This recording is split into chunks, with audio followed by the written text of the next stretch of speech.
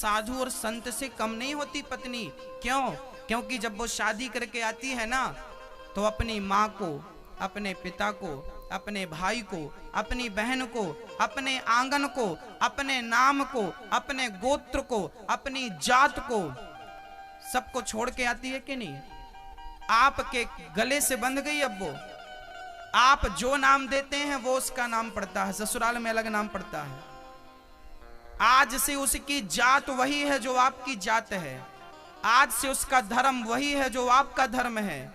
आज से उसने अपने धर्म को, अपनी जात को, अपने सुख को, अपनी स्वतंत्रता का परित्याग कर दिया, दान कर दिया, श्राद्ध कर दिया, समाप्त कर दिया। आज से वो केवल आपकी हो गई। और आपके चरणों में समर्पित एक नारी को आप पांव की जूती कहें, आपके चरणों में समर्पित। अरे भगवान के चरणों में कोई समर्पित हो जाता है ना, भगवान उसे हृदय से लगा करके ना जाने कहां का राजा बना देते हैं। और आप अपनी नारी को पांव की जूती बना दिए। बताइए, ये सम्मान है आपका नारियों के प्रति, ये इज्जत है आपके अंदर नारियों के प्रति। ये तो गलत है। नारी और पुरुष दो नहीं है।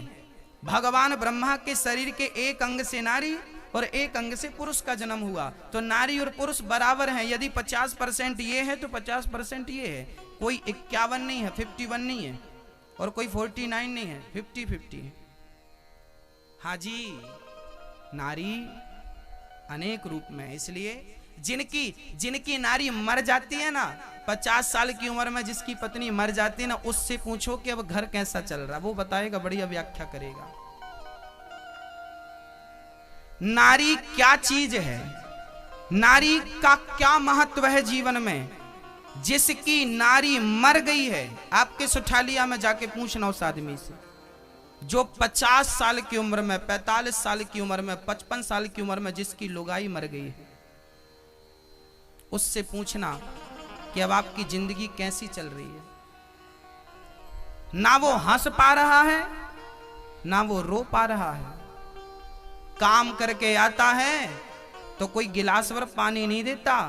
ये तुम्हारी पत्नी है, तुम भले उसे लाते मारो, भले उसे गालियां दो, पर गिलास भर पानी देती है, तुम्हें आदर करती है, तुम्हारा सम्मान करती है। मर जाएगी ना, पता चल जाएगा कि नारी की कीमत क्या थी। जिंदा है ना तो उसकी वैल्यू नहीं है। जो वस्तु हमारे पास होती है ना, हमें उसका महत्व नहीं पता होता, उसकी कीमत पता नहीं होती। जब वो वस्तु हाथ से चली जाती है ना, तब उसका हमें पता होता है कि इसका महत्व क्या था, इसकी कीमत क्या थी। ये रिश्ते जो है ना, मैं आपको फिर निवेदन करूं, रिश्ते भगवान बनाकर भेजता है। पति पत्नी का रिश्ता कोई हम और आप नहीं बनाते। लोग कहते, कई बार पुरुष कहता है कि हमारी तो और अच्छी जगह शादी हो जाती, तुम गले ना पड़ती तो। ऐसा नहीं है। जन्म विवाह मरण गति होई, और जहां जैसे लिखा तहां तस होई। जिसका विवाह जब लिखा है, जिसके संग लिखा है, होकर रहेगा। मृत्यु जहां लिखी है, होकर रहेगी। इन चीजों को टालने वाला कोई नहीं है, विधाता नहीं टाल सकते। हम और आपकी तो छोड़ दो। तो जो आपकी पत्नी है वही आपकी संगनी है। इसलिए आदर करिए, सम्मान करिए, प्यार मोहब्बत से जिंदगी गुजारिए, बहुत प्रेम से जीवन गुजारिए। घृणा ना करिए, द्वेष ना करिए, झगड़ा ना करिए। कई बार ना रिश्ते इसलिए टूट जाते हैं, शादियां होती हैं, खून गर्म दोनों का होता है। पत्नी भी 50,000 रुपए कमा रही है, पति भी 50,000 कमा रहा, दोनों सरकारी नौकरी में है। अब पति ने एक दिन बोला, यहाँ आओ, ये क्यों किया तुमने? अब पत्नी को गुस्सा आ गया, क्यों? हम भी तो कमाते, हमें बातें मत सुनाया करो, हमें कुछ कहा मत करो। अरे भाई, पैसे कमाना अलग बात है, रिश्ते निभाना अलग बात है। ऐसी अकड़ से रिश्ते निभेंगे नहीं, जल्दी टूट जाएंगे। रिश्तों में लचीलापन होना चाहिए, अकड़ नहीं रखनी चाहिए।